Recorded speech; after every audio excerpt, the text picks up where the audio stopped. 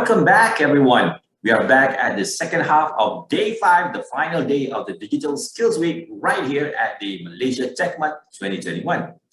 Job seekers, job creators, future entrepreneurs, gigpreneurs, especially, this session is for you. Join us as I welcome the next session entitled Digital Freelancing, Turning Your Skills into Income.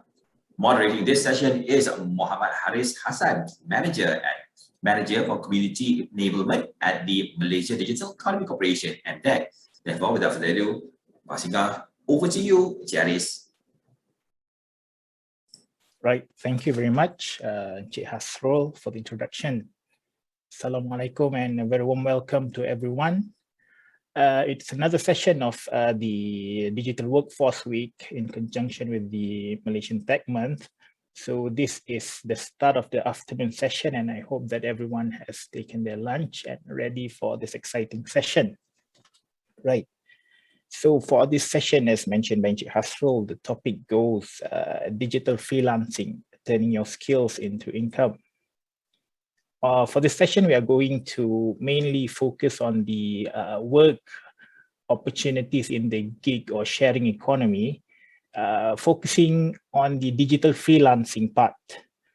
And we are going to tell you how you can actually leverage or how you can involve yourself in this digital freelancing. It's not a new career, but to Malaysians, it's mainly quite new.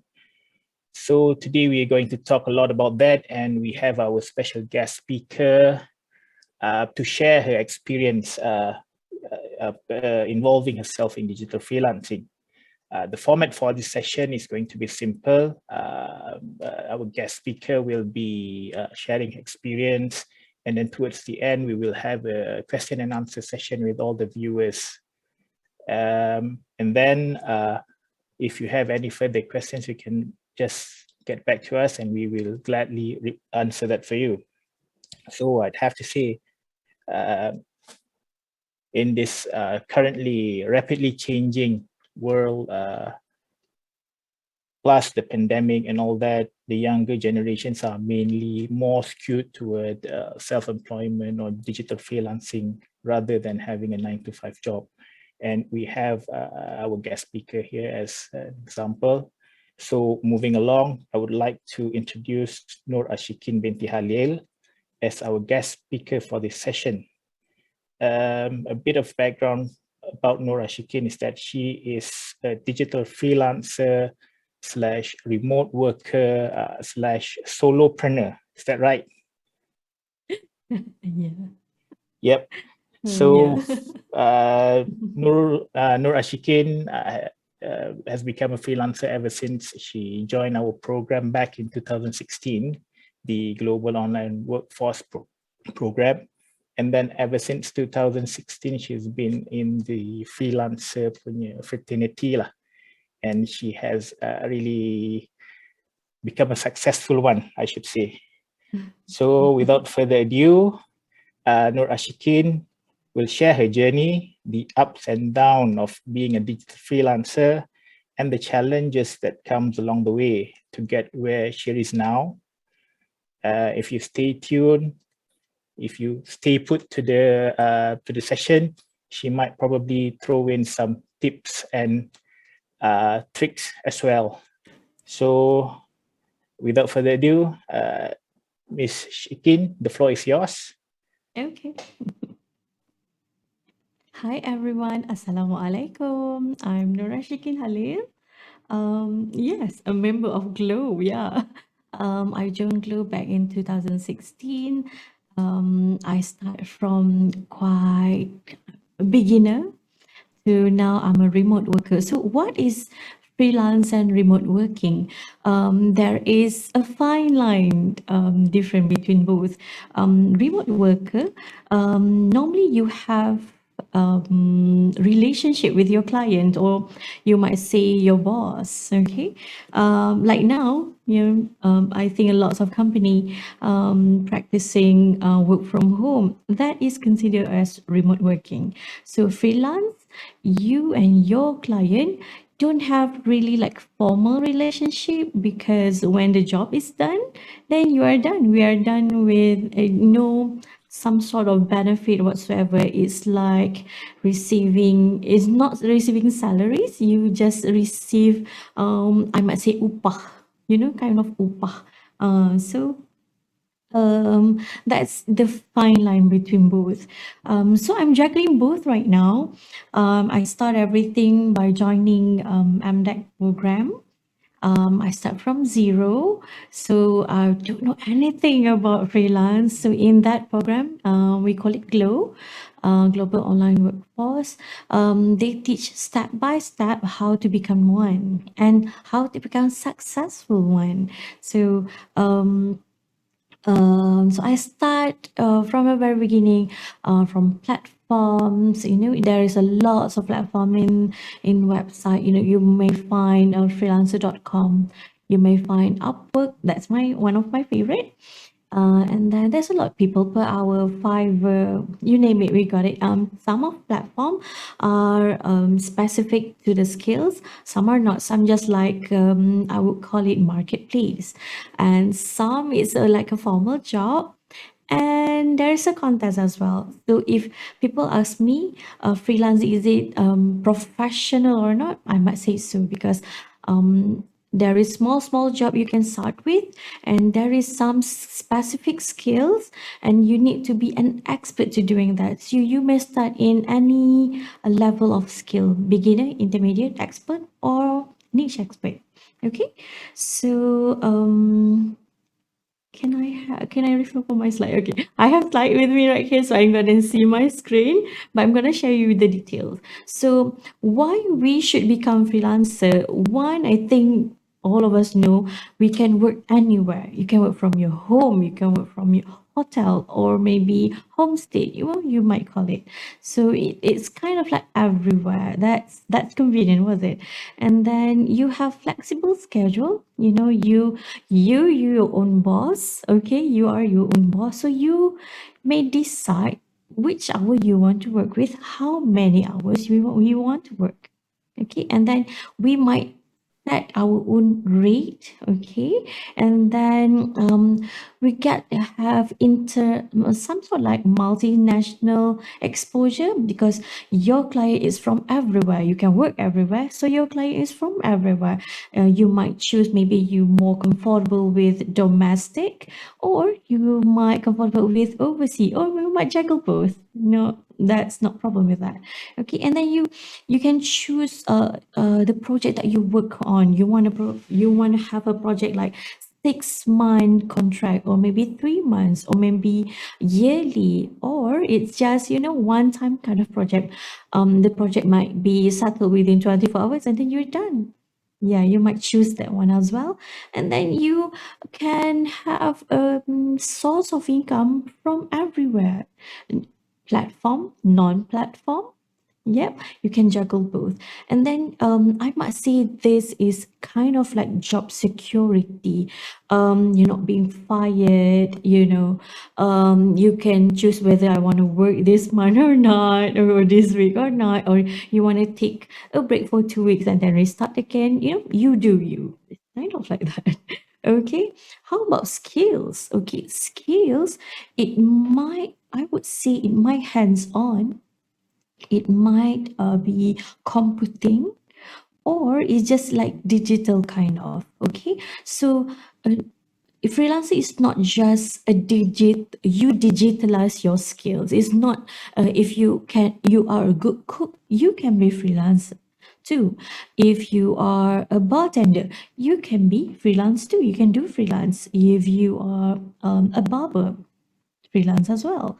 Artist, model, translator, web designer, you name it, we got it. Okay, so any of the skills, hands-on, computing, digital, anything you can do freelance.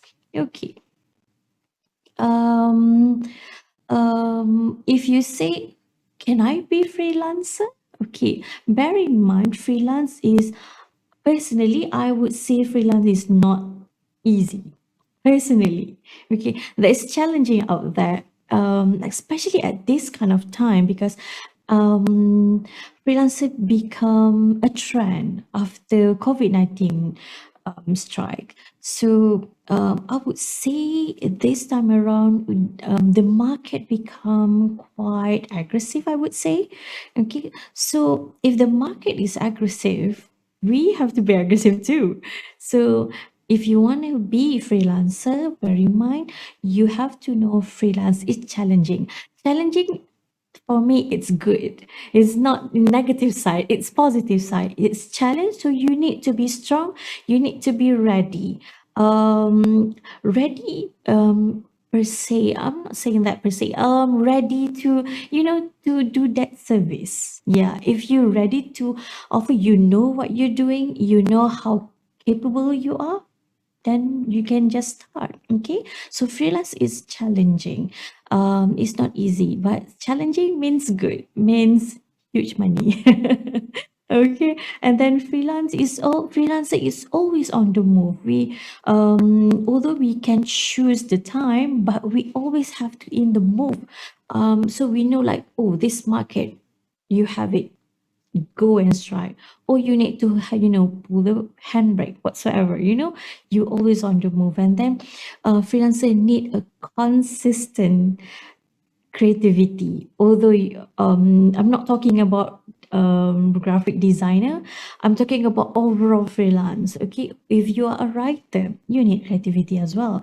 If you are a graphic designer, yes, it is. If you're a web developer, creative is not just in art, but then how you think also is creative. So we have to be constant creative. How to be constant creative? Me, personally, I'll read. I love to read. I read everything that I can read. If it's aligned with my skills, I'm doing translation, specifically in subtitles, and then I'm doing market research.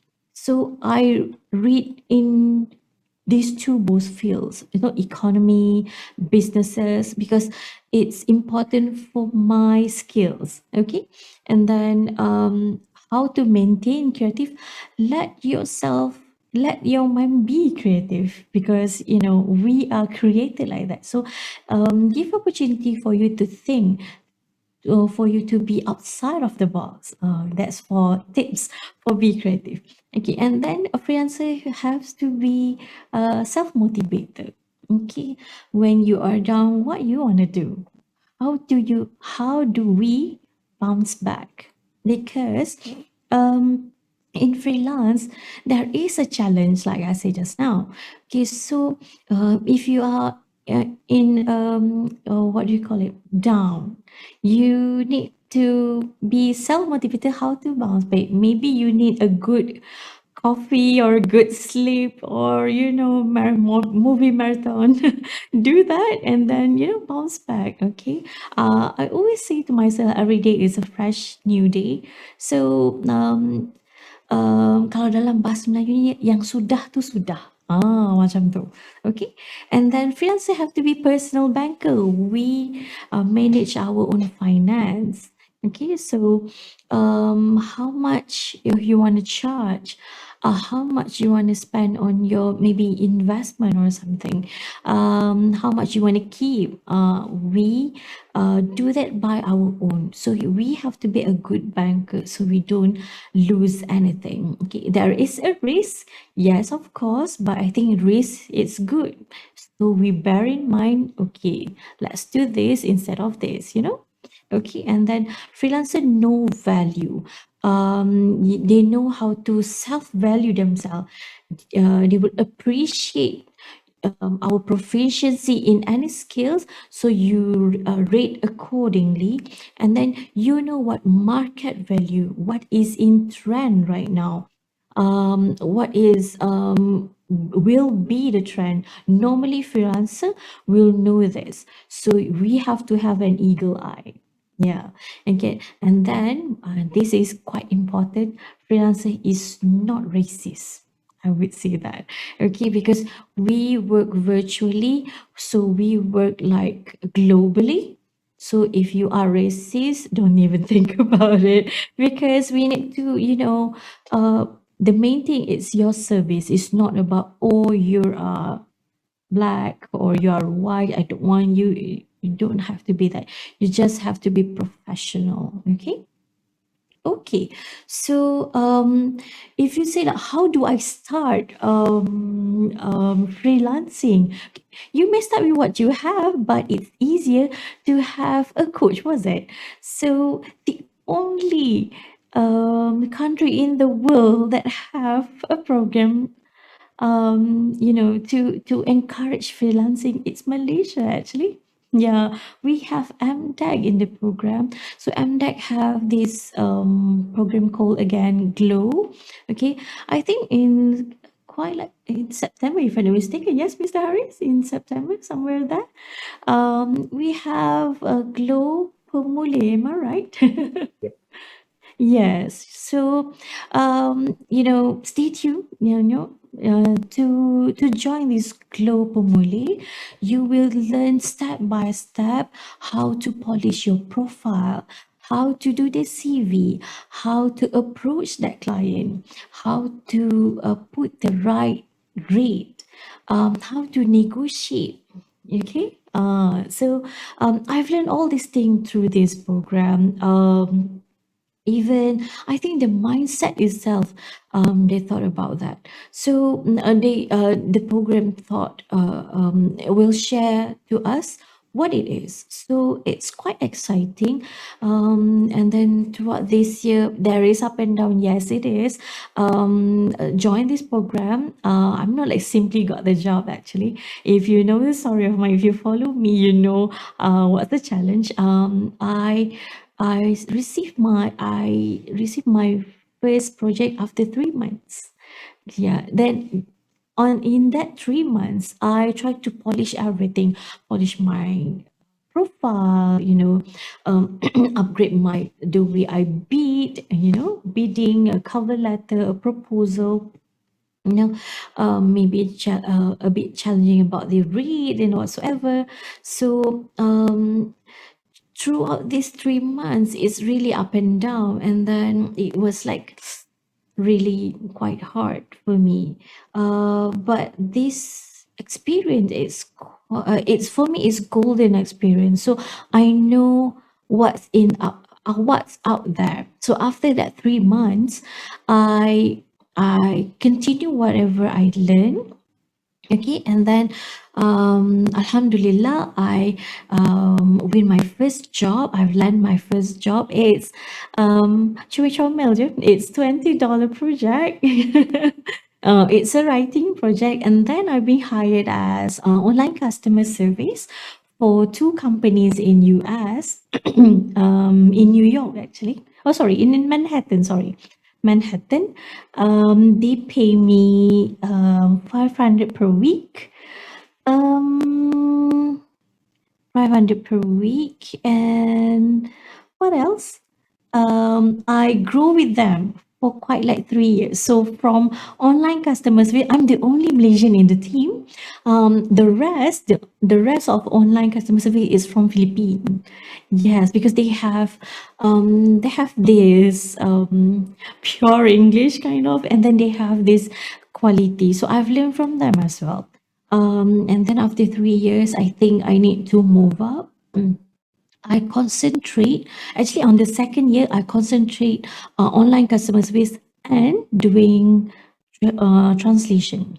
So I got like translate a few documents, research, and then I challenged myself how to become a subtitle, because I always have interest doing subtitles. So I've learned how to do it. And then the first project of doing subtitles, it's the classic Korean movie. So it's quite interesting. And then they surprisingly, Alhamdulillah, the client loved my job, and then they give quite a huge job afterwards. So I translate 7 movie and slam drama on that year, and then I gained around, if I'm not mistaken, 100 175K for that 7 movie ensemble drama. And then I continue. They hired me as remote worker, so I don't. For subtitle, I don't do freelance. I do remote work with this two company broadcast company in Korea. So I'm still doing a subtitles, okay? And then I challenge myself from there. I challenge myself. I always have a dream to join Google. So I tried my best, to join Google. I approached them, and then I don't approach them once actually. That's quite several times, and then I got interviewed quite like 6 times, if I'm not mistaken, and then I'm in. Alhamdulillah. So now I'm doing remote job for two country, which is one is America and Korea, and then juggling a small job in Malaysia. I'm doing interpretation for court, and for conference. Now it's like virtual conference, so I'm there as interpreter.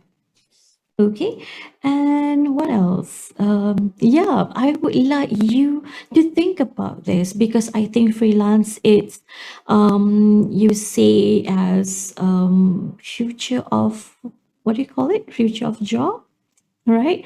And then it's kind of like secure your job. Yeah, so you might think about it, how to jump into freelance. If you are working right now, you may do part-time, or if you're looking for a job, you might start as part-time first and then full-time. Why not, right?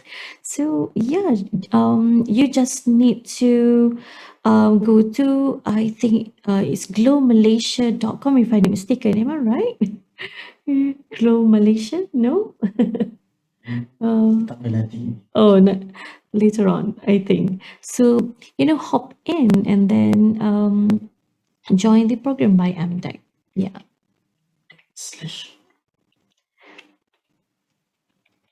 Yeah, I think that's about it. Do we have any question, Mr. Haris? Yes, actually, we do have questions. Yeah, there is a lot of interest coming from the viewers outside regarding your sharing session. Yay! Yes, so I think Yay! you mentioned at the beginning of the session, we have a question related to that.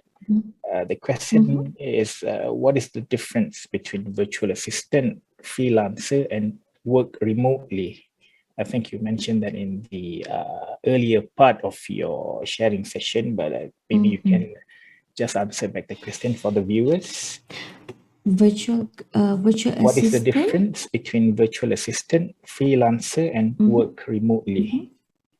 Work remotely. Okay. Virtual assistant is another word for freelancer. So virtual assistant is not only admin. So virtual assistant is freelance. Virtual assistant equal to freelance. That's another name of freelancer. So freelancing, normally you do a gig work, a small job, or one-time job. It can be as well, what do you call it, ongoing projects. Okay, but you don't have relation with client. The relation is only for that project, only for that project. Okay, remote workers, we have relation with the company. You are the part of the company, or I might say you are the staff. It's just that you are not in the traditional office. You're not in the office. You are, from remote. You can be at your home or by hotel, or your company is in Kuala Lumpur, but then you are in Penang, something like that. Yeah. So that is the difference actually. All right. Okay. Okay, I hope that answers the question. We move on to the next question. I think this is a very popular question. We Popular. often receive this type of question. Does a freelancer need to register for a business at SSM in bracket ROB? And does a freelancer need to declare tax? Yes. Okay. So if you ask me, I will encourage you to do so actually. last time I have a different mindset, but when I know about this tax, about this SSM, whatsoever, ROB, I would like to encourage freelancer to have. You may start without, but as you go along, you might want to do so because if you register, there is what do you call it? There's a proof or maybe a track down what is your performance and whatsoever. Okay, and then if you register in business, meaning you are really serious about it, right? And then don't afraid about tax. Some people, when we mention tax, they will run away. Okay, if for the tax, if you are from Malaysia, you receive job from Malaysia, okay, and it's more than 32K per year per annum, you have to declare the tax. Just declare, or you might receive below than 32K. You just need to declare. That's it. Okay, declare your what do you call income. Okay, if you more than 32K, I think there is a calculation how to charge the tax. Okay, that is for Malaysia. Okay, but if your project is from overseas, okay, maybe you got a job from freelancer.com or upwork.com or any international marketplace for freelancer. Okay, we are exempted for tax in Malaysia and that country because every platform have this form called, I can't remember what's that form, WB something, okay, that exempted us from tax. However, if you are remote workers outside like me, I work for Google, okay, so I receive salary from Google. So a remote worker, you paying tax.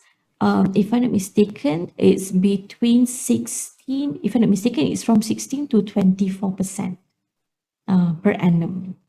So me, I pay tax in US because I consider as worker in US. Okay, and then I pay zakat as well in US. Okay, yeah. So for Malaysian, we are exempted. I think in Malaysia, if you work from home, kind of like drop shipping and whatsoever, no tax, but then no harm if you declare. It's good for declaration. There's the benefit of declare your tax. Declare doesn't mean you have to pay, yeah. Just declare. Okay. All right, thank you for the lengthy explanation.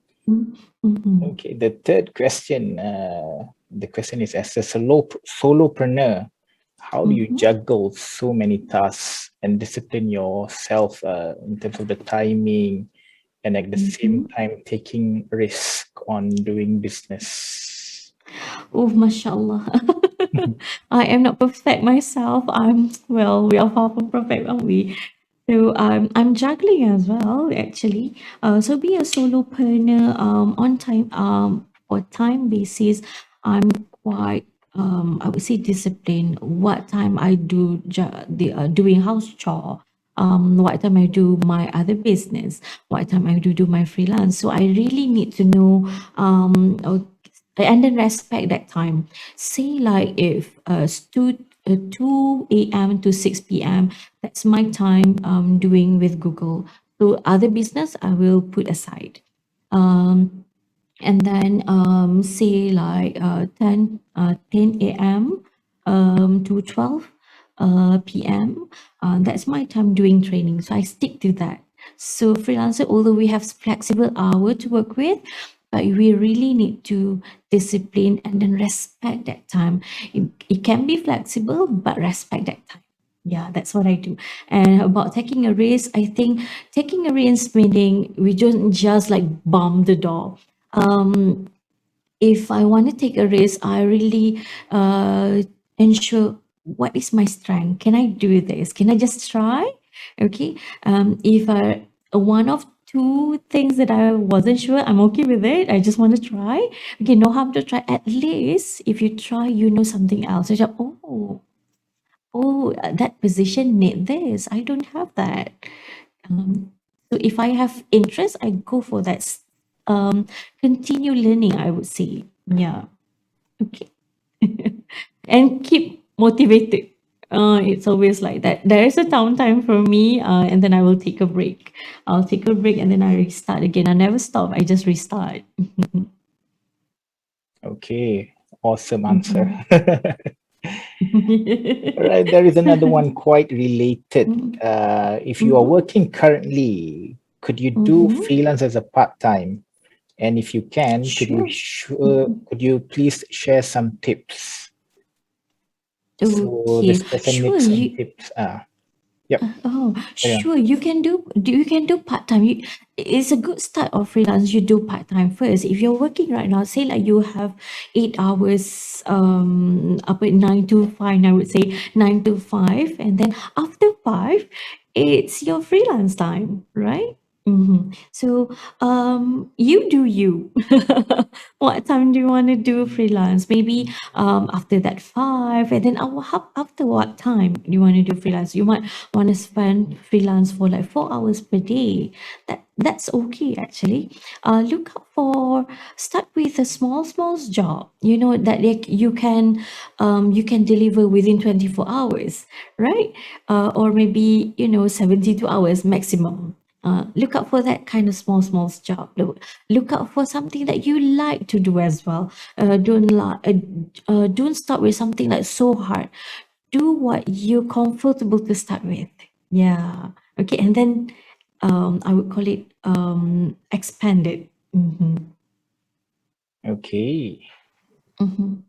All right. So can we move on to the next question? Yes. All right. I think this is another popular question. So as a freelancer, is the payment in USD or Malaysian ringgit? So usually, in what currency do you receive your payment or your upah? Oh, upah. It's not upah. It's upah. Oh, I receive both actually, but personally, majorly in USD. Alhamdulillah. But if you say about freelance, don't just look out for now. Don't just look out for overseas job. Why don't we look out for domestic job? Because there's a lot of domestic job. You might want to start because normally people say like, oh, Kak Ming tak pandai bahasa Inggeris. Kan? So I'm not comfortable using English. If you're comfortable using Malay, or you're comfortable, you so start freelance domestic area. Yeah, you might do that. There's a lots of source. Yes.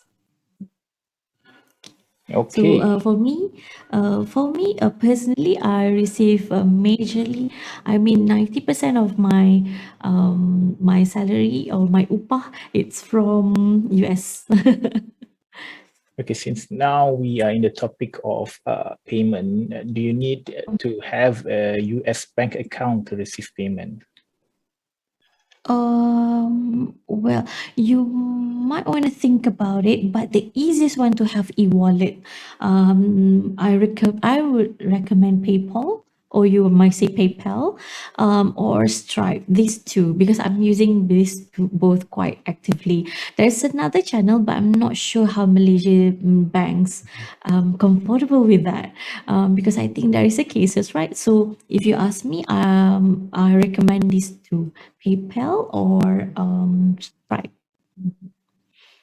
Okay, so It's I think easier. this one is an interesting one. The inquiry would like to seek for your advice on what types of jobs are available on the platform that requires Japanese language skills. So is there any? Yeah. Japanese. Okay, there is a translator. Okay, the word translation is quite huge actually. You might want to chunk it out to interpretation.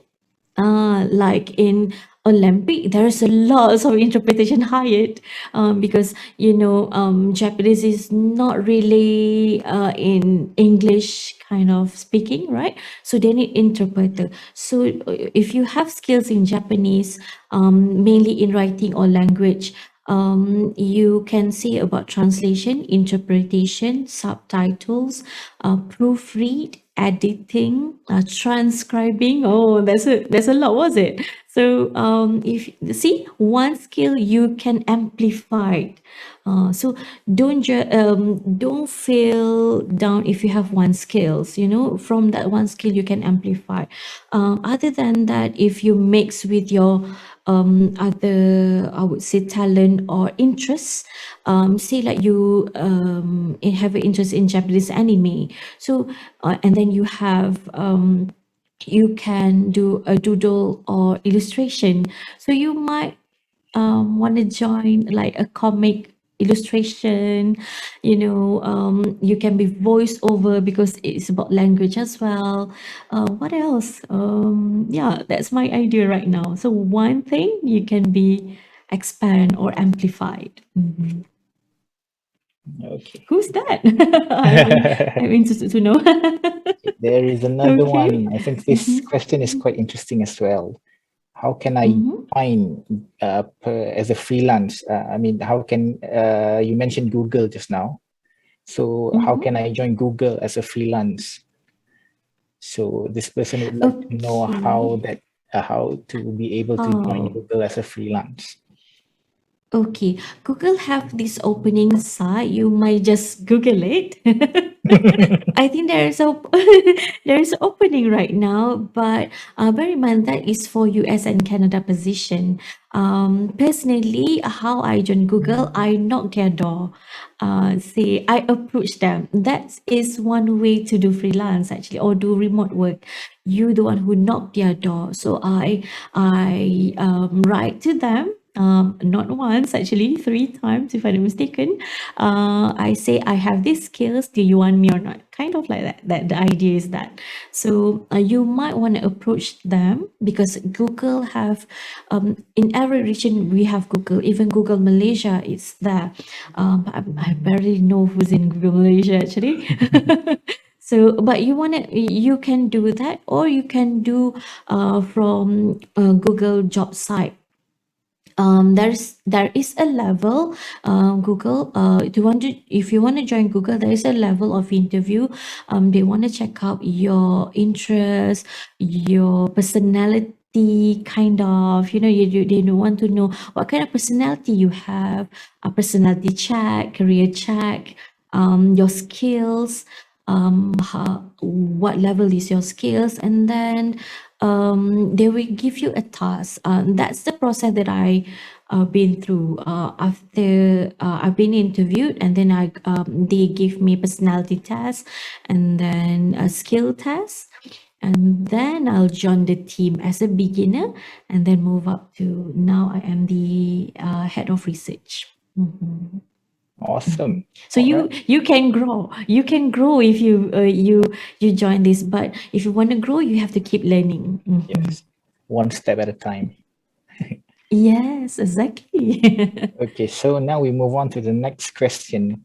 When you mentioned that Mhm. you are working on multiple fronts, you have several clients, and then you are juggling things with freelance and remote work and whatnot.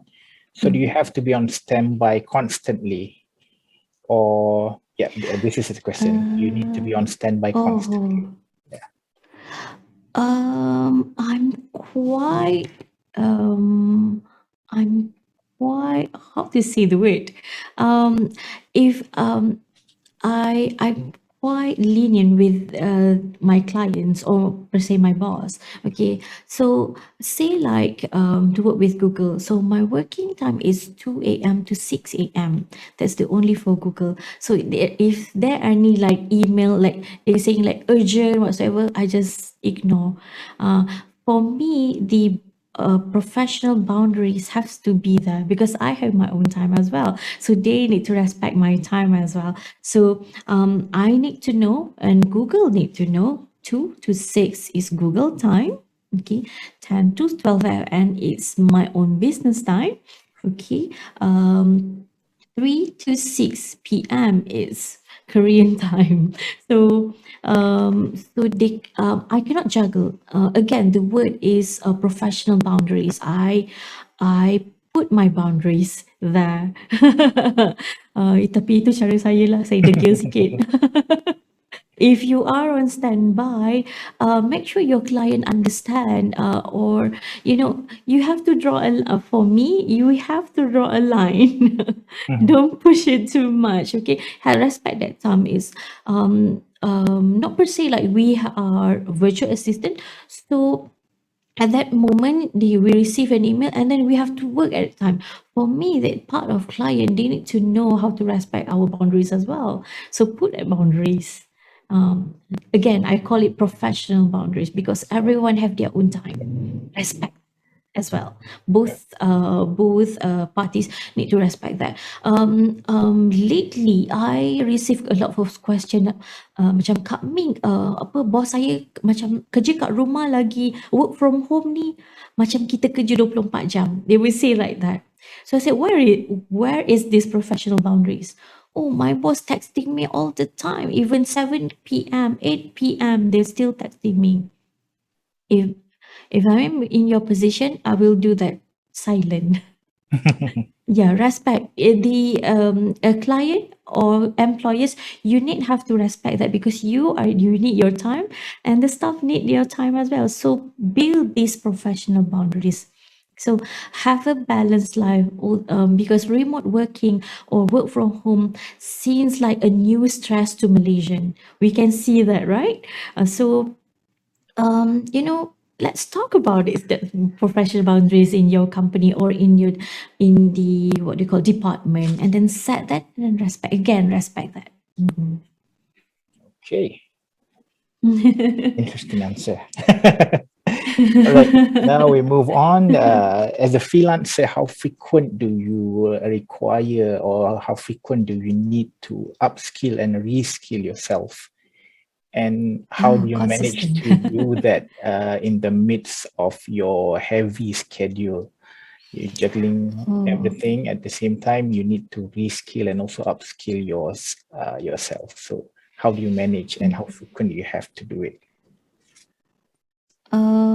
Because if you are in the market, if you are actively doing freelance, especially we are in the platform, you can really see this demand kind of. So you can see like, oh, this is in trend right now. This is becoming trend. Say like Python.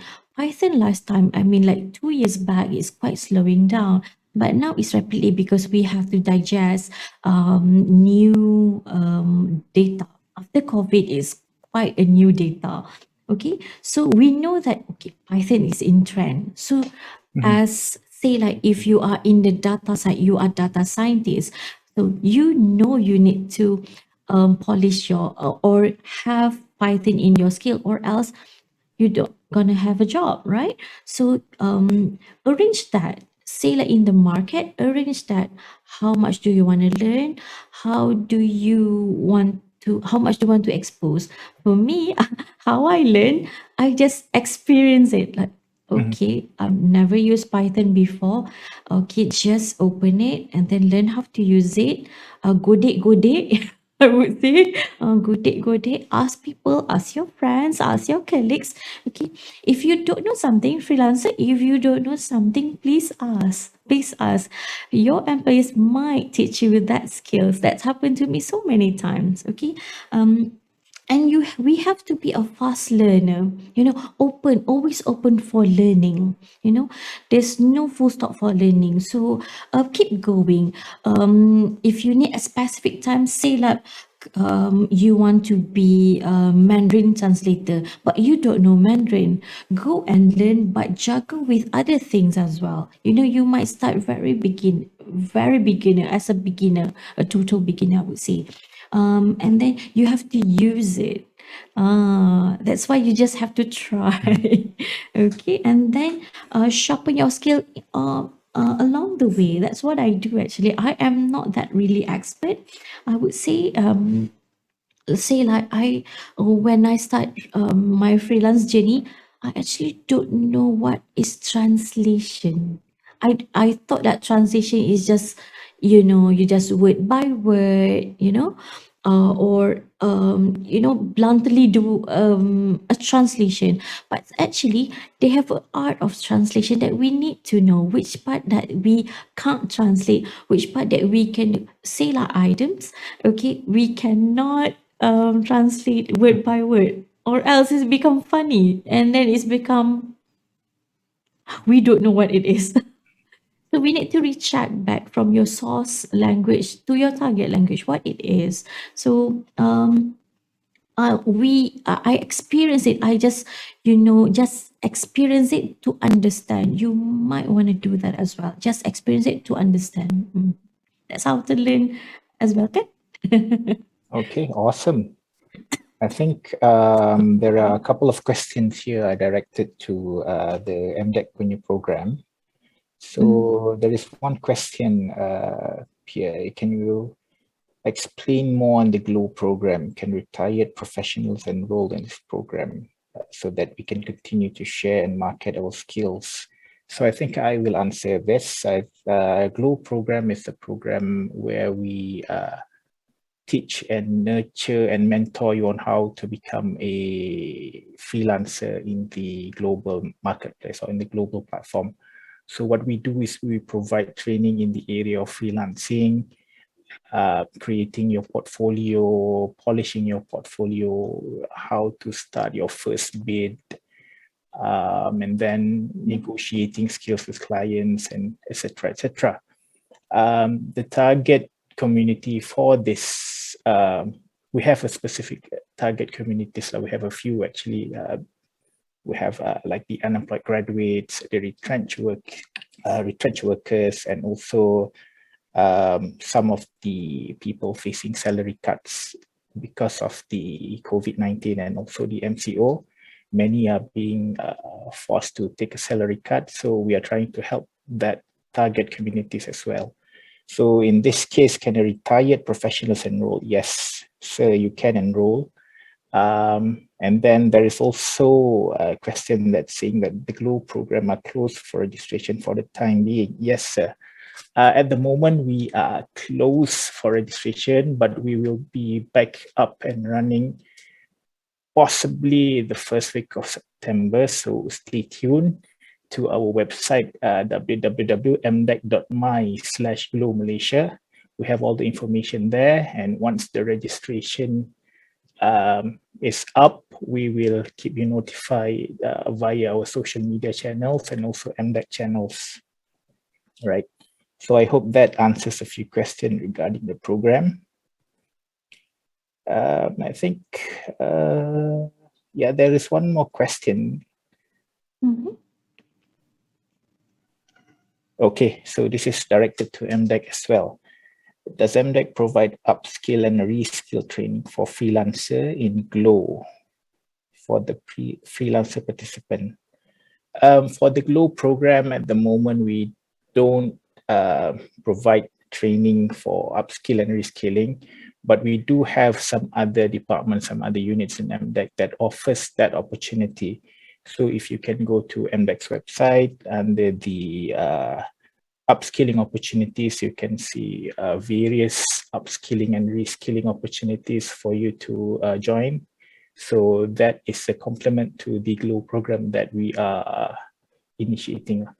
So if you are interested to become a freelancer, you can go to mdec.my/Glow Malaysia, and for upskilling and reskilling opportunities, you can browse our website under the upskilling opportunities section. So yeah, I think that answers all of the questions. So I think we are at the end of our Q&A session. There is no questions left. So any last word of wisdom from you, Miss Ashikin? Just a tips, okay? Because maybe you question, what is freelance? Can I do freelance? You just have to try first, okay? And then you learn as you go. Okay, if you have a problem, if you have questions like, how about the law? How about the labor law? How about this? How about that? You might drop the questions, and then if the question bumps me, I will answer that, inshallah. So have a try to do freelance. If I can do and I succeed, if you call it as succeed, if I can do it, so can you. I can't see why you can do, because my background is not like, I'm not born in a silver spoon kind of family. My father is a mechanic. I learn English as well. Okay. And then I've learned so many things after I start freelance. So give yourself a chance, unlimited chance. Do mistakes and then learn. You want to do that, because if not, if you're so secure, and no things in the world is perfect. So do mistake and then learn. Don't just do mistake and then stop. Do mistake, learn, and then keep going. That's it. Yeah. All right. Thank you very much for that last word. Yeah. Okay, so I think it's towards the end of the session. Just to inform everyone that we are coming out with several freelancing program in September. Be sure to visit our website at mdec.my/glow-malaysia. In September, we will have this Glow Pemulih punya program, and then you can register. And then I think it's going to be on the 2nd or 3rd week of September. So be sure to browse our website. And then if you are a job seeker looking for employment or upskilling and reskilling opportunities, you can visit the www.mydigitalworkforceweek.my. It features Digital Job Expo, and it features more than 100 companies with more than 5,000 job vacancies from our training partners. So I think with that, it's the end of the session again. Thank you so much for your time, and we do hope that this session is somewhat beneficial to you.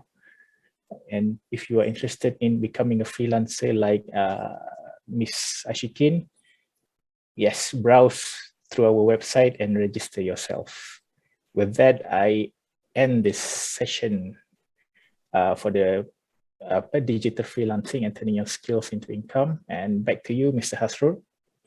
Thank you, Janice. Thank you, Janice, and Puan Ashikin, for that interesting conversation and sharing on digital freelancing. If you want to find Puan Ashikin on LinkedIn, look for Ming Halil, M-I-N-G, and then Halil. And if you're interested in the Glow Pemulih program, go to mdec.my/Glow Malaysia. Okay. Thank you, everyone, and thank you semua. Ladies and gentlemen, we'll be moving on forward to our next session of the day. It will begin very shortly, so do click join session and also complete the survey after each session for us to continuously circulate better. And as J. Aris mentioned, do check out the mydigitalworkforceweek.my, not just with the job openings from the 100 companies in the industry, but also there is the additional items there. We've got the free webinars, online trainings, online panel sessions available for you. So check it out, okay? For everybody else, if you need any information, check out the details included in the comment section on the right. So see you in a bit. Thank you.